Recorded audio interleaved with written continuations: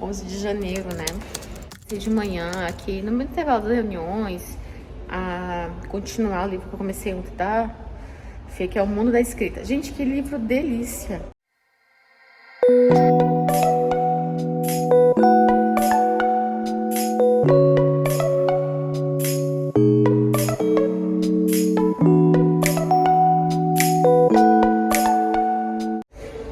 Ele começa fazendo analogia sobre os livros fundamentais, né, os livros formadores, como a Bíblia. Falando lá de Apolo 8, do texto que foi lido pelos astronautas quando eles viram a Terra e a superfície da Lua, que foi Gênesis, falando da Bíblia. Depois ele traz como a Ilíada e Alexandre fizeram o nascimento do alfabeto grego, sabe? E do alfabeto que a gente tem hoje, baseado no fonemas.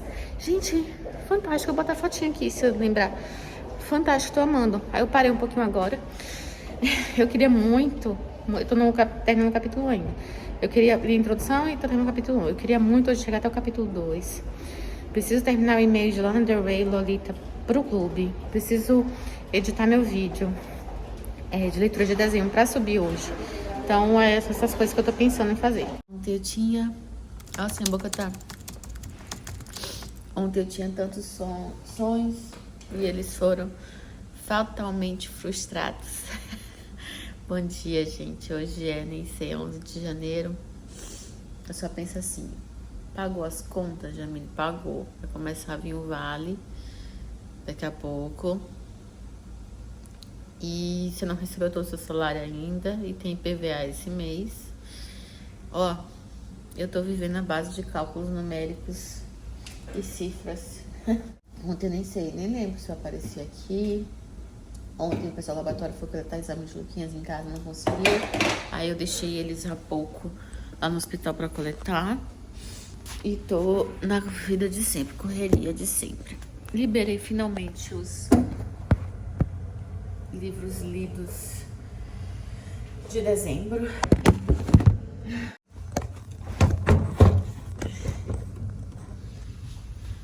Vocês entenderam que a coisa não tá fácil?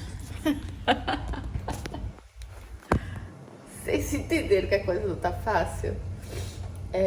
Sim, liberei os livros de dezembro. Comecei a organizar o material desse áudio só é para todos. Tô exausta. Tenho dormido muito pouco novamente esses dias. Não fiz academia ontem.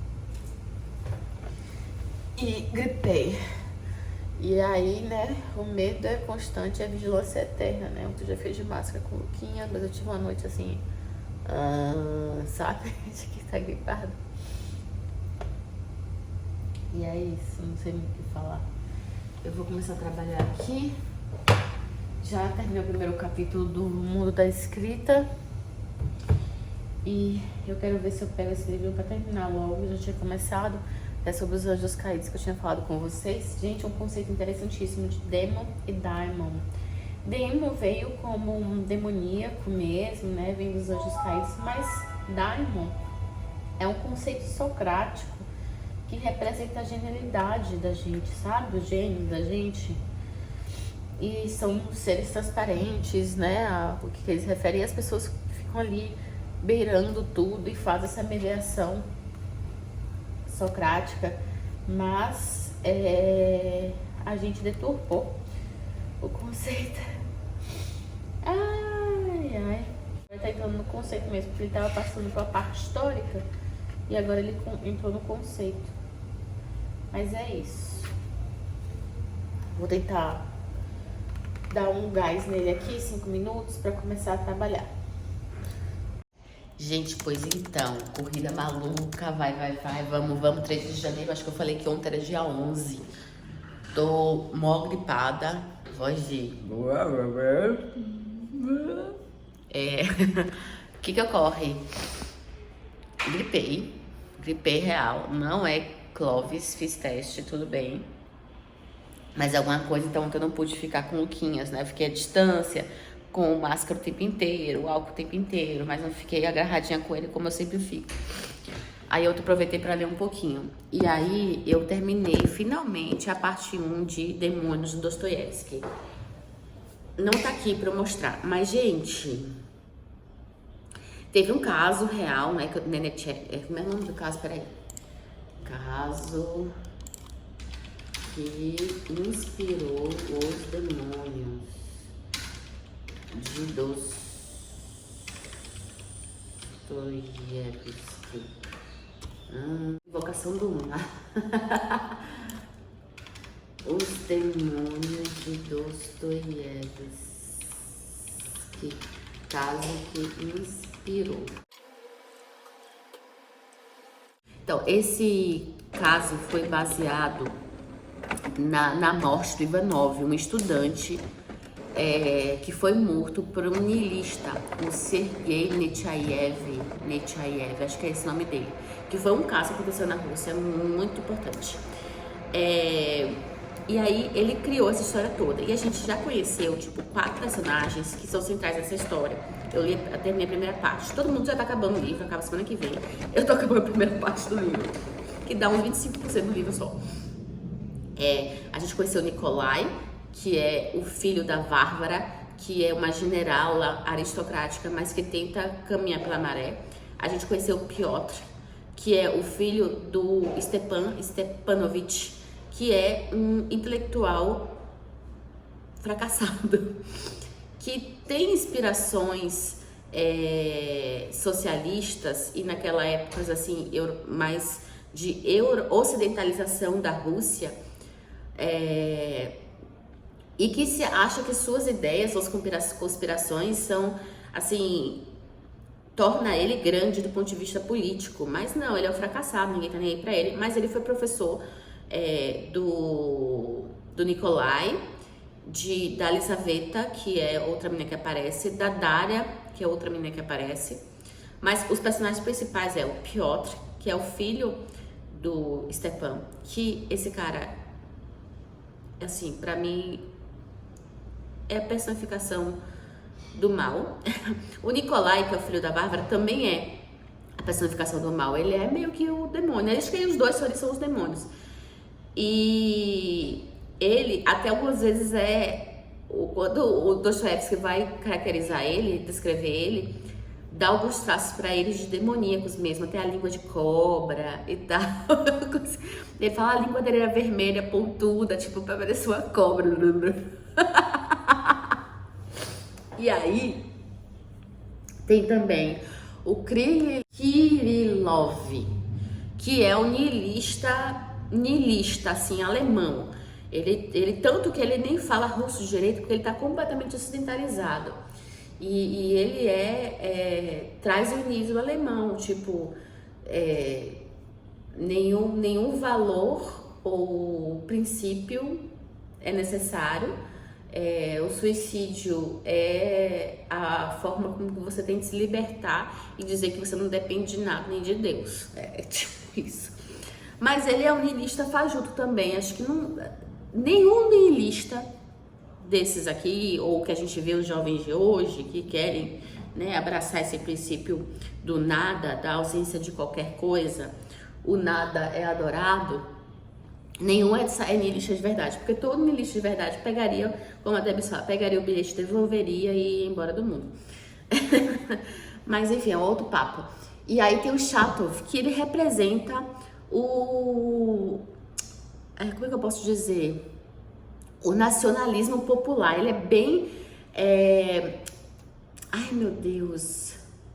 Slavovta, sabe? O pessoal que tava ali pegado nas tradições russas, na identidade russa, até no Deus russo, bem ortodoxo, cristianismo ortodoxo, tudo. Então, o Chatov e o Krylov, eles são esses personagens que mais se contrapõem e vêm esses dois demônios, assim, o Piotr e o Nikolai. Então, eles vão estar envolvidos nesse caso do Nechayev, sabe? Eles vão ser os personagens principais desse caso. E aí, agora a gente pegou todo o passado e tem um narrador que ele é personagem, ele ele tem uma onisciência que não é completa. A onisciência dele é do que ele viu ouviu e participou ativamente. Então ele é bem fofoqueiro, sabe? Também. E ele tenta dar veracidade a tudo que ele fala e eu acho que é tudo real mesmo. Mas esse personagem estava lá e ele é muito amigo do pai do Piotr. Piotr. Sem falar russo, tá, gente? Mas é isso. Olha, historinha boa. Eu tô quase achando, eu comecei a mergulhar profundo nela agora. Tô quase achando que vai dar pau a pau com Crime e Castigo, que é a minha releitura que eu tô fazendo de Dostoiévski esse ano. Esse ano vai ser um ano de muitas releituras, tá? Mas essa é a primeira vez que eu tô lendo. O telefone. Daí, eu comecei a ler também um outro livro chamado Mundo da Escrita. Deixa eu mostrar aqui pra vocês. Eu tô lendo ele no Kindle, aí eu até abri, é do Martin Putney. Faz parte do clube da Fala Fernanda. Eu tô até lendo ele aqui no Kindle. Aí eu parei aqui agora que teve intervalo entre os pacientes pra revisar e anotar as coisas que eu li, porque eu tô fazendo a anotação deles no Scoob mesmo, de forma de resumo. Eu vou tentar fazer isso de forma mais constante, como forma de ter uma leitura mais profunda dos livros mesmo. E aí, gente, que delícia! Ele começa assim o livro, tá? Ele começa falando da missão Apolo 8, que foi a missão que circundou ali a Lua, passou pela... Como é que fala? Vocês entenderam? A palavra sumiu na minha cabeça agora.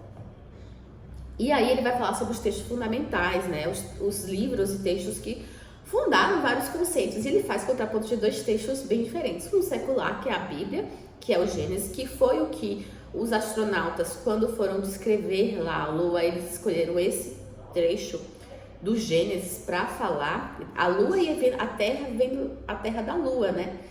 E aí eu até fui ver o vídeo desse momento que eles liam, porque tem esse vídeo na internet, no YouTube, e, emocionante. E contrapondo com outro texto fundamental, que ele chama de texto fundamental, eu não considero, que é o Manifesto do Partido Comunista, que contrapõe bem a Guerra Fria, Rússia e Estados Unidos, né? Porque o outro lá, eu vou botar o nome dele aqui, que o astronauta que foi, ele fala, não vi Deus, né? Ele contrapõe isso, enquanto um falou Gênesis, o outro não. E aí ele contrapõe esses dois textos fundamentais. E aí ele vai trazendo toda a história do surgimento da escrita.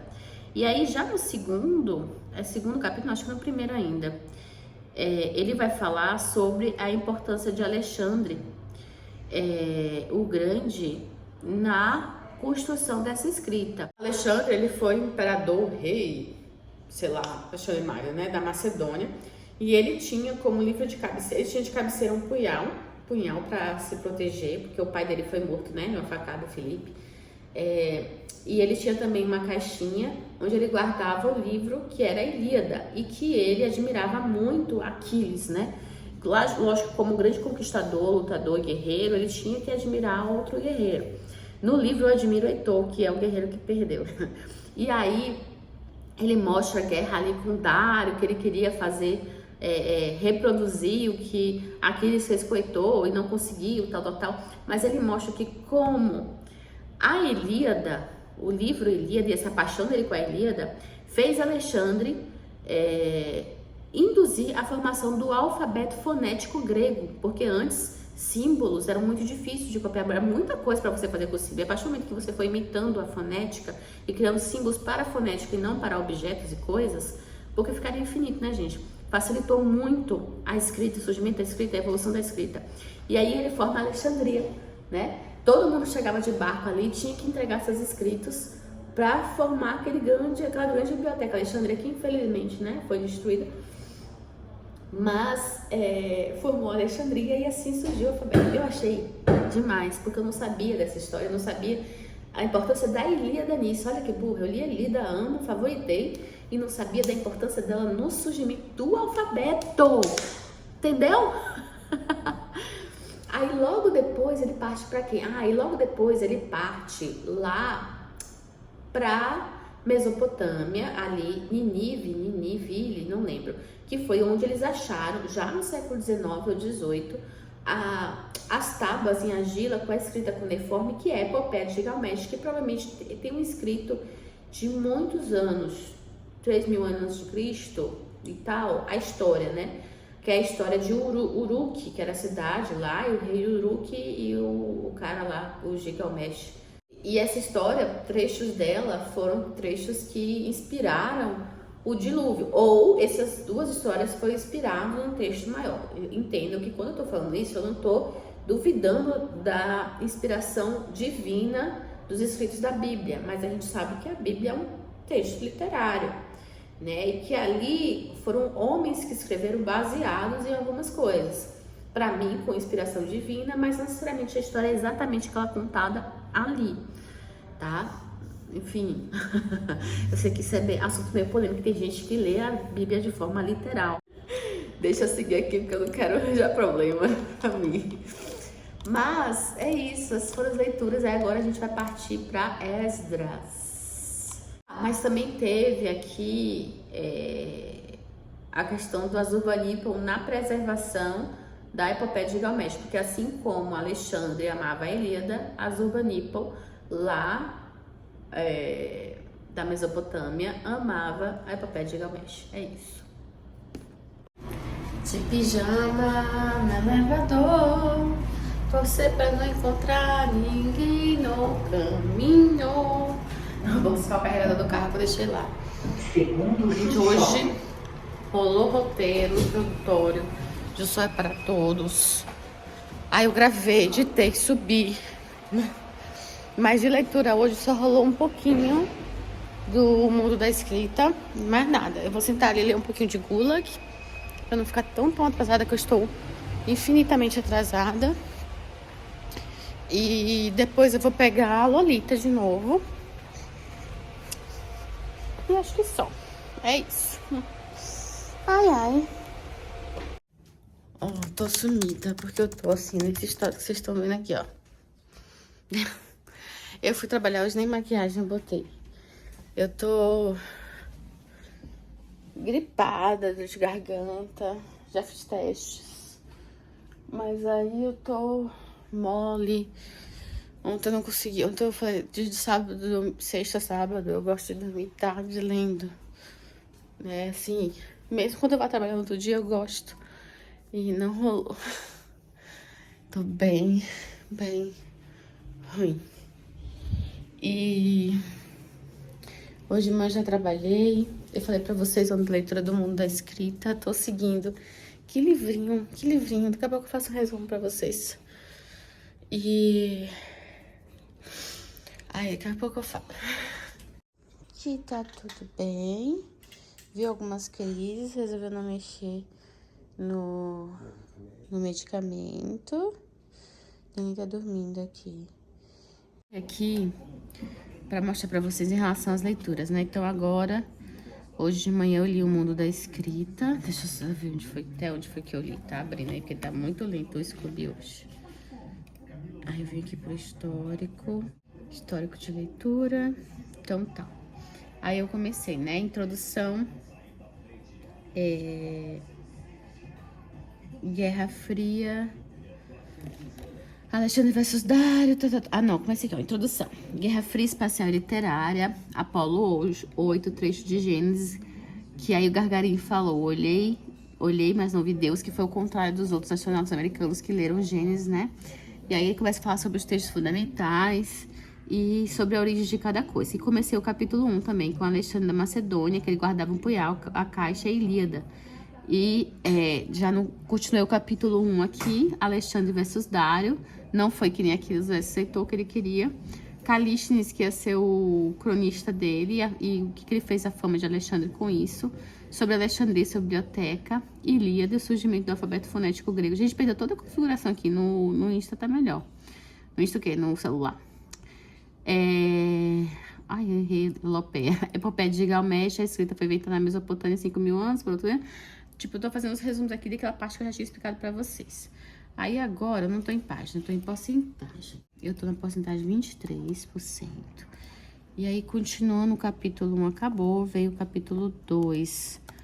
Assurbanipal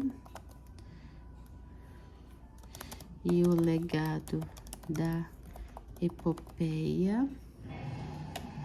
Deixa eu voltar aqui mais, porque mais ele fez.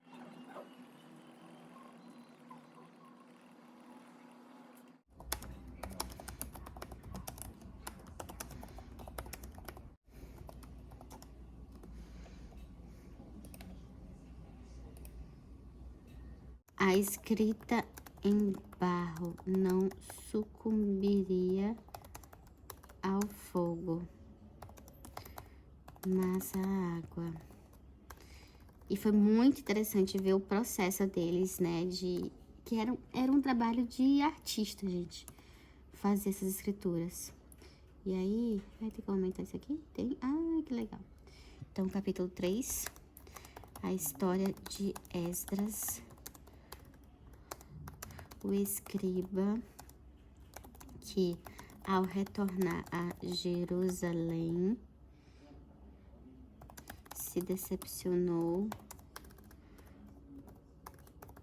com seu povo originário e mudou as escritas para transformá-la em fé portátil.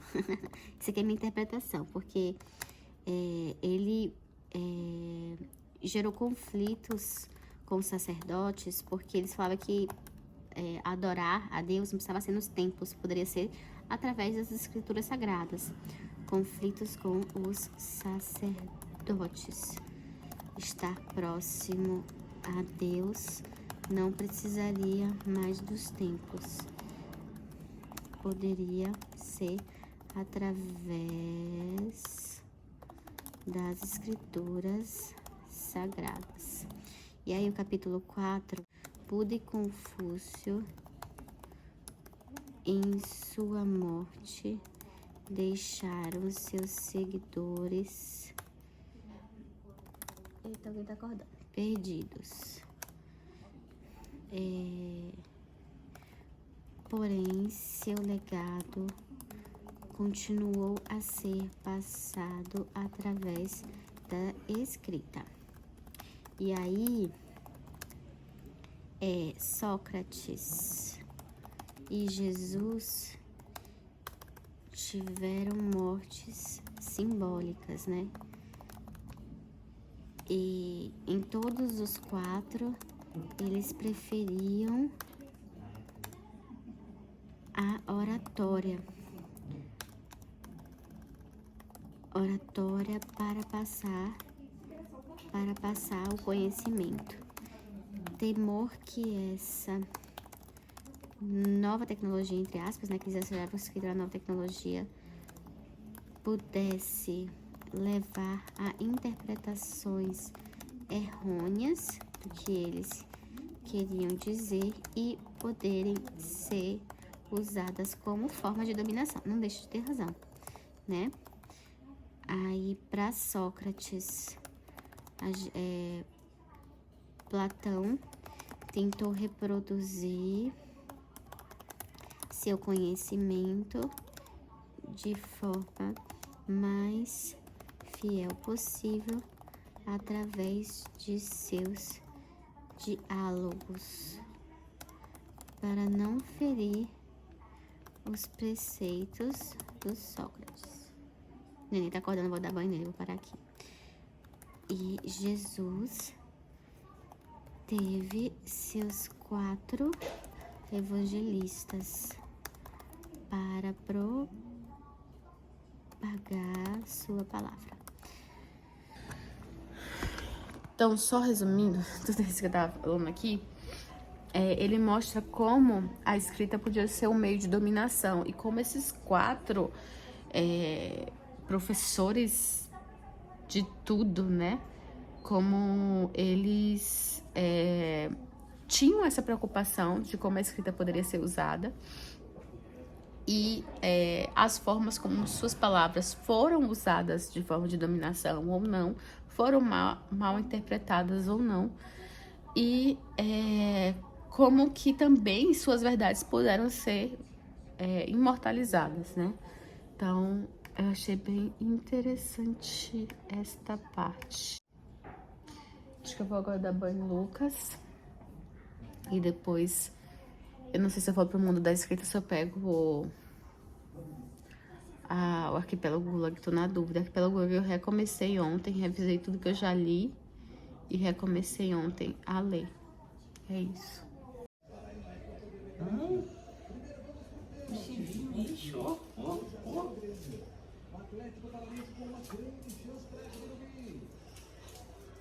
O macaco laranja se balança na selva. O macaco laranja, filho.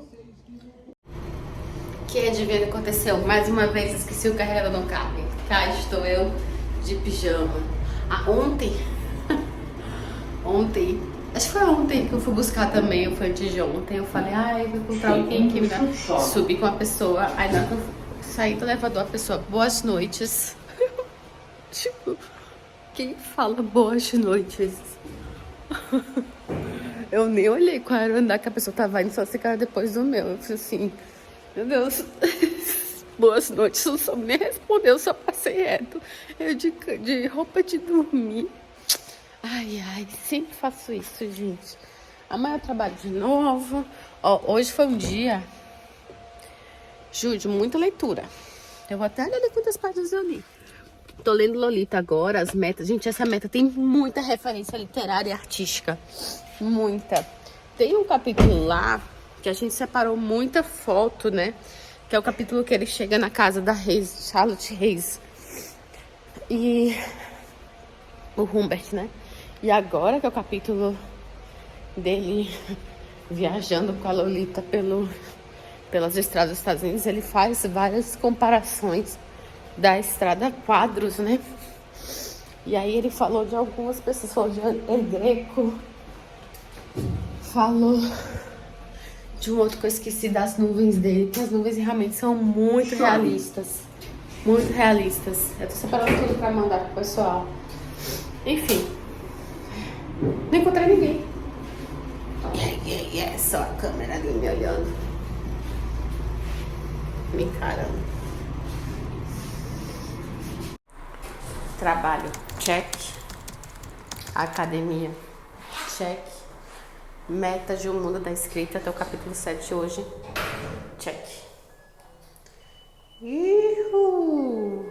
Errei assim, ó. Oh, meu pai. Acertei. Oi. Fechar aqui a porta. Trabalhando. Ainda tô muito mal, gente. Por isso que eu tô bem sumidinha. Ontem de manhã até consegui ir pra academia. Coisa rara. Mas aí depois, ao longo do dia, eu só... Caí. Minha irmã chegou. Só que eu tava trabalhando. Ela chegou agora de manhã, tá com o Luquinhas lá.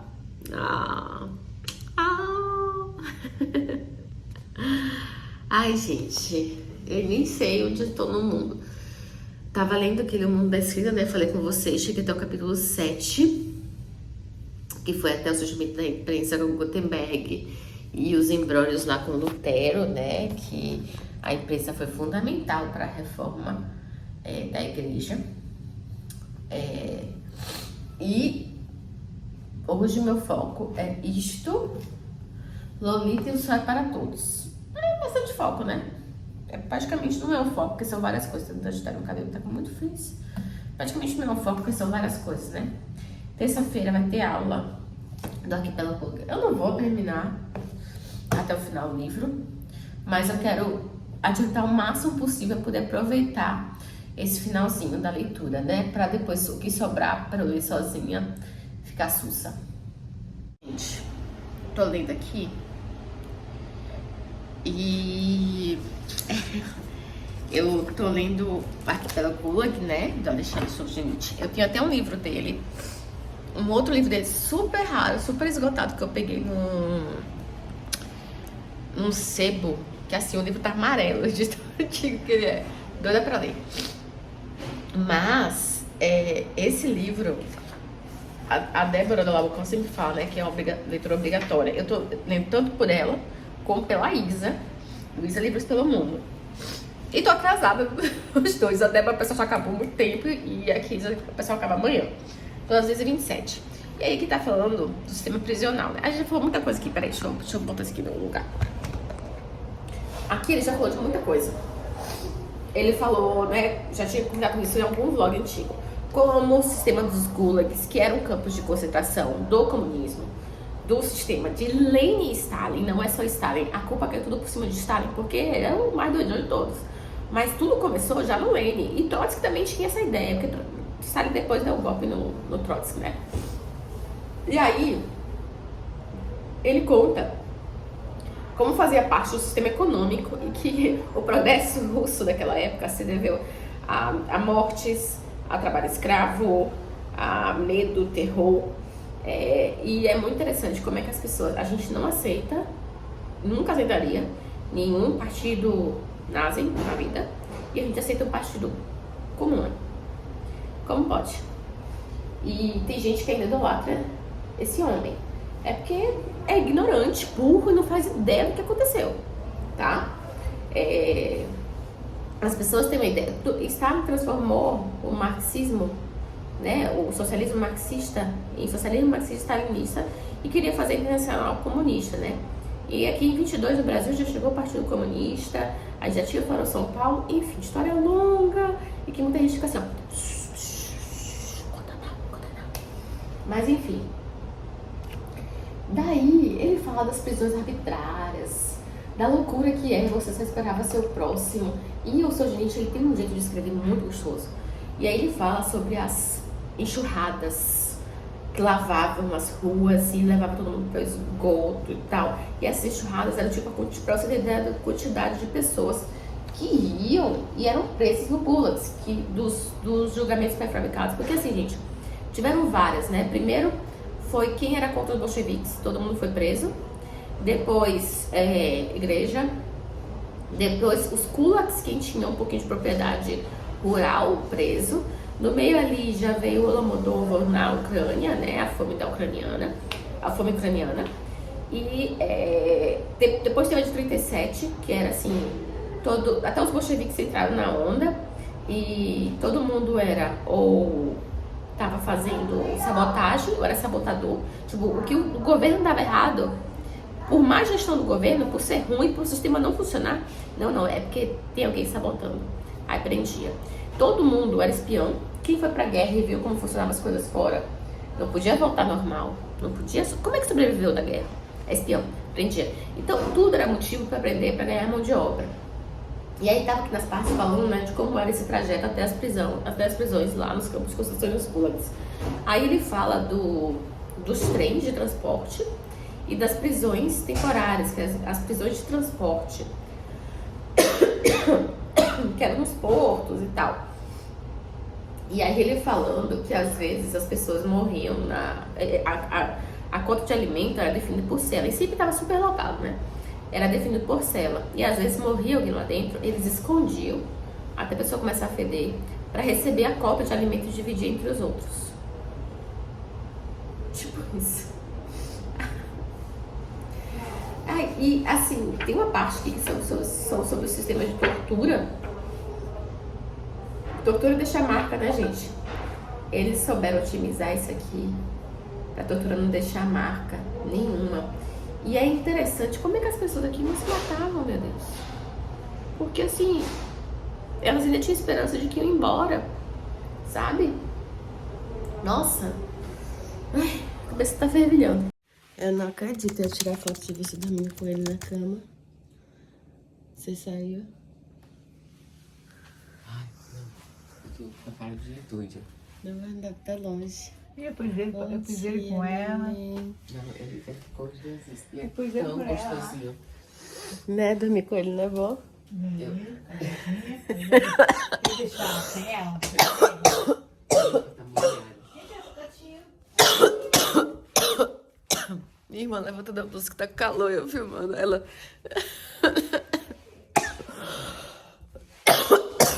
Ai, eu estou péssima. Não melhore. Vamos lá. Li o prefácio da Shihan falando, né, que ela foi atacada para roubar o manuscrito do livro. E eu já tinha estudado, né, a história da China do século XX. Maravilhoso. Aqui, o primeiro capítulo já foi. Ah, gente, eles são fofinhos. E a gente tá conhecendo a história do Bull Radley, né? E vamos ver pra onde vai. Amando. Acabei de mandar lá no grupo as versões, porque tem os 3 crianças aqui, né? O Jill, a Jen e a Scout. A Jen e a Scout são irmãos e o Jill é a criança que eles conheceram. E aí o que começa a aproximar eles é o Jill falar que assistiu o filme do Drácula. E aqui passa na década de 30, né? A história se passa na década de 30. Foi escrita em 62, acho que 61 foi liberado, enfim. Mas foi escrita na década de 30. E aí, eu tava mandando no grupo lá as indicações dos filmes do Drácula da época, que era Nosferatu, que é de 22, que eu não acho que é. E o Drácula, que é baseado no Drácula de Bram Stoker, de 31, que eu acho que é. E eu já assisti Nosferatu e o Drácula de Bram Stoker de 31 e assisti o Drácula de Bram Stoker do Coppola, né? Que é a versão do Coppola, que pra mim é a melhor de todos, inclusive melhor que o livro, sorry. Eu gosto muito do livro, mas eu achei a versão que o Coppola fez. Ele inventou um prólogo pro livro que superou tudo, sabe?